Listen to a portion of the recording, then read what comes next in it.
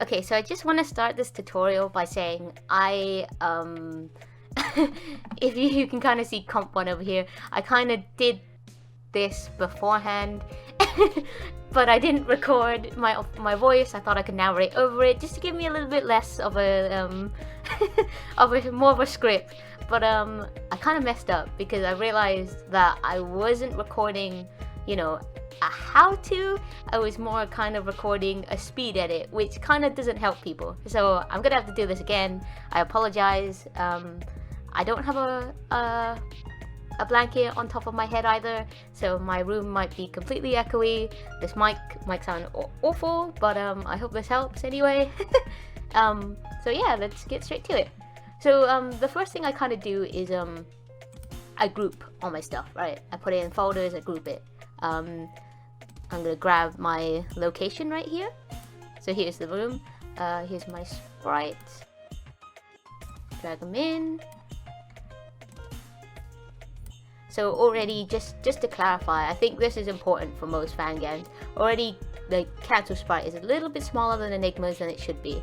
What I recommend you do all the time is just before you even start editing, just make sure everyone's sprite is kind of ready and in place.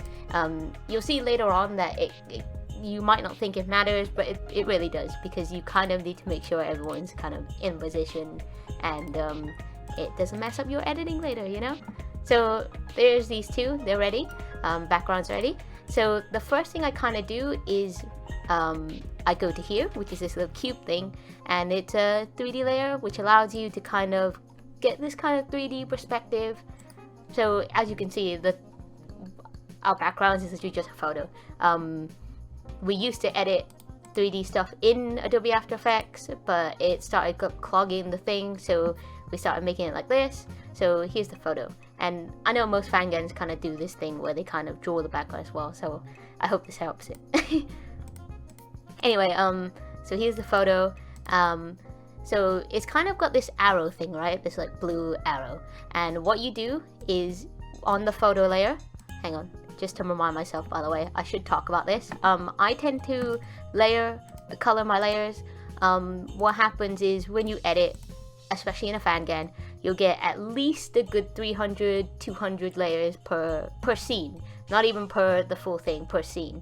And that can be really messy. You know, you'll have 16 characters, you'll have endless amounts of text, name tags, UI names, etc. You know, it'll be a lot. So I definitely recommend you utilize, you know, coloring your layers just to remind yourself which one is which. Anyway, so for this tutorial, I'm just going to show you this bit, which is pushing it back and forward. So as you can see, Enigma and Cancel sprite disappear. So what this actually does, it kind of pushes the background backwards, right? So you see it right here.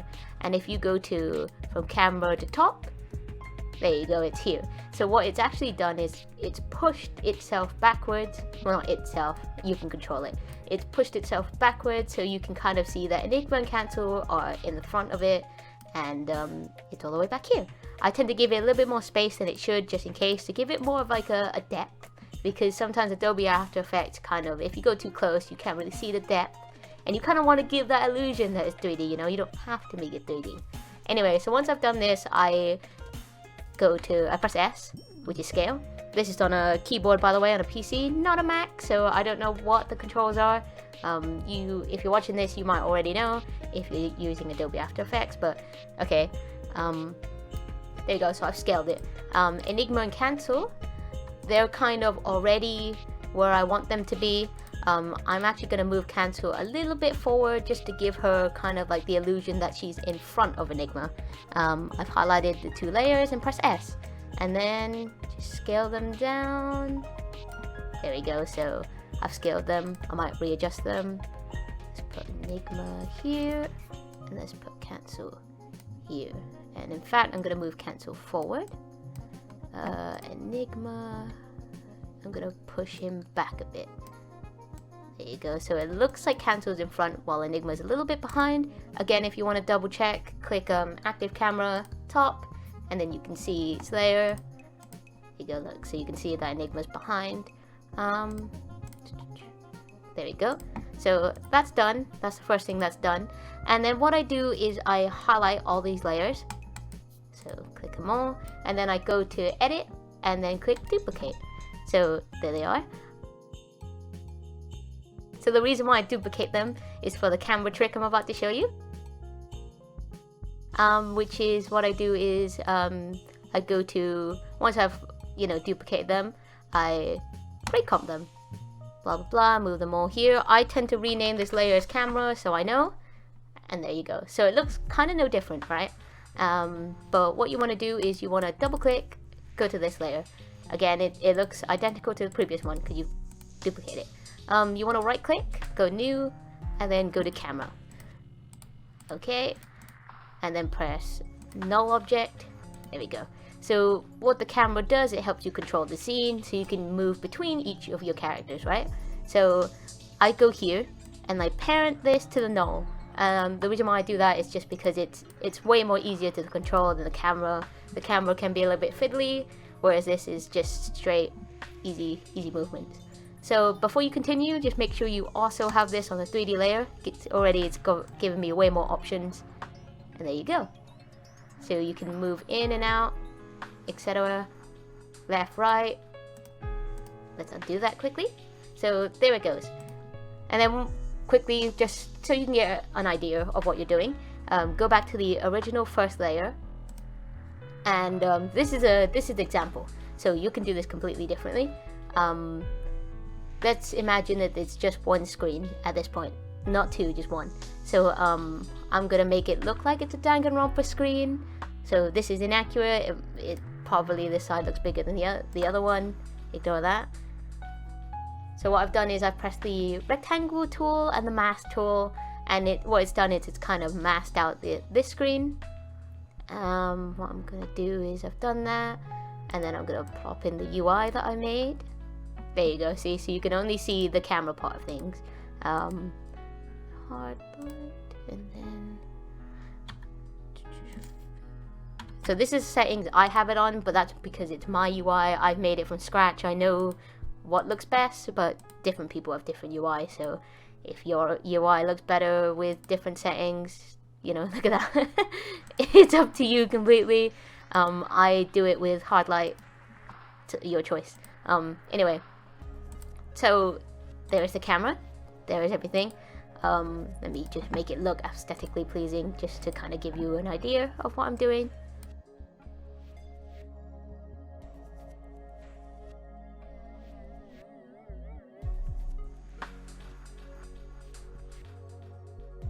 Alright, so there we go. That's what it looks like. So this essentially is what everything works on. So this is the camera.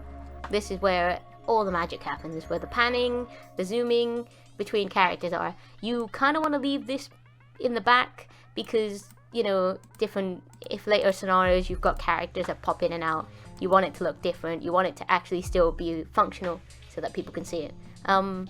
Regardless, we're focusing on panning today, so if I go here, so essentially right now you kind of want to pan between the characters. So let's say we'll start on cancel first.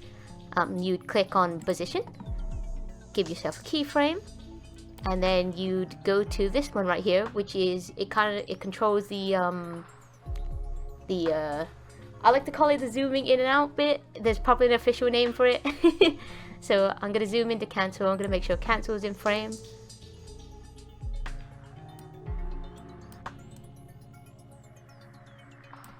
Cool. Zoom in.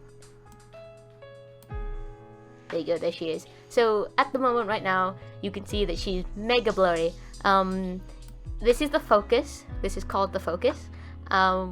What you want to do is go to, this is optional by the way. You can completely get rid of this if you're not comfortable with doing this or feel like it's completely a waste of time. I like it. To me, it's reminiscent of the Danganronpa games, but it's definitely up to you. It's totally down to whoever wants it.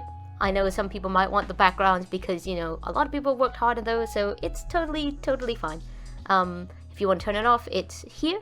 So if you go to open this layer up, camera options, depth field, turn it off, and there you go, she's back to normal.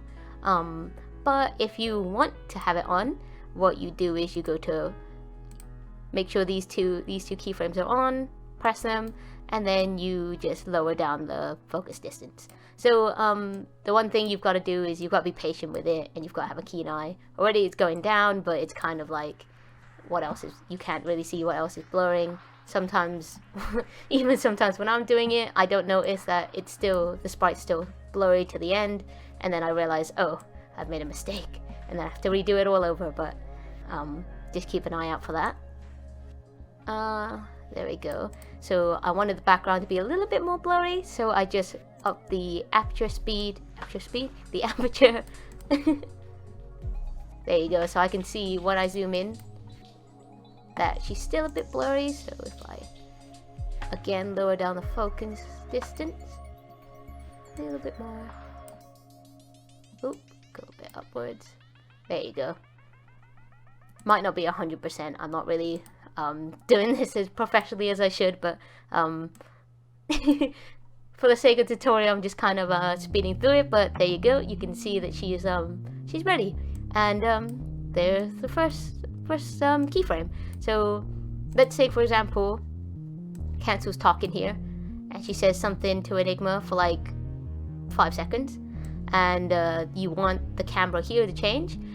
I usually keyframe it here just to remind myself where it is, or sorry, you leave a marker here, you just drag this little thing, pop it there, I pop one here, and then when you go out to camera, your kind of marker thing should already be there. Just press the position keyframe, move it slightly. I only do it just a tiny bit, you can do it as much or as little as you want. I've done it a tiny bit, and then I'm gonna pan to Enigma. So go to position, pan him in.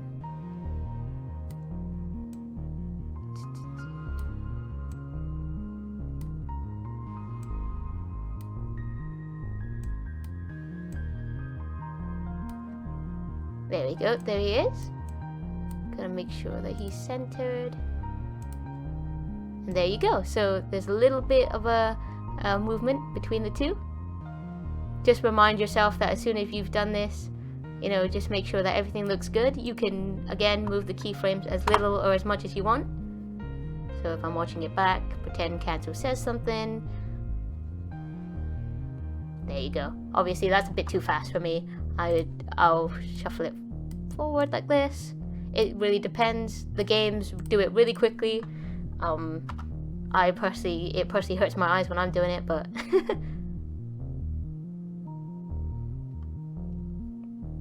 there you go. Enigma's a little bit blurry. The focus is a bit off him. So what you want to do is just copy this keyframe. Just press those keyframes here. It's still got the same settings. Go to Enigma, and then just adapt it slightly. There you go. So he's less blurry now. Yeah, there. So there's the pan between them.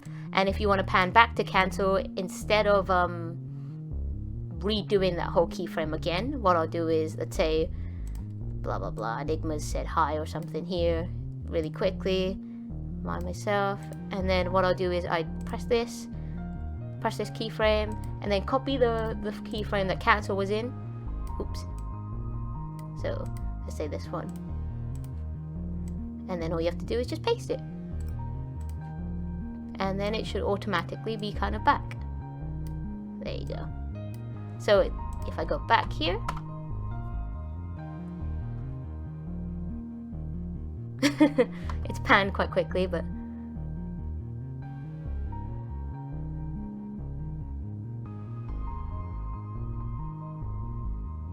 there you go. So it looks like the characters were having a conversation. Don't forget, I completely forgot about this, if you want to do that camera, that depth of field camera thing, to also do these parts as well, to copy over these parts.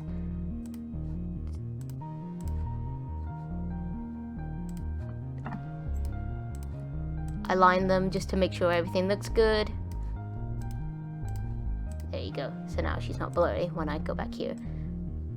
So it's completely up to you if you want that depth of field thing. I can definitely understand why it's kind of tedious. So if you don't want that, that's completely understandable.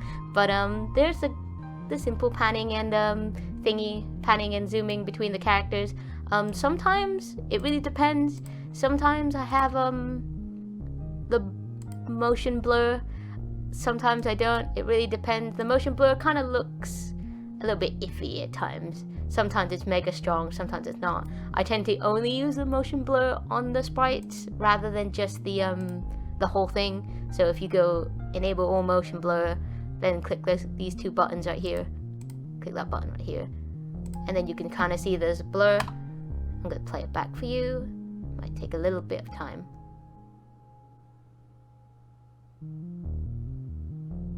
There, so you can see that there's some sort of like motion blur between the cast.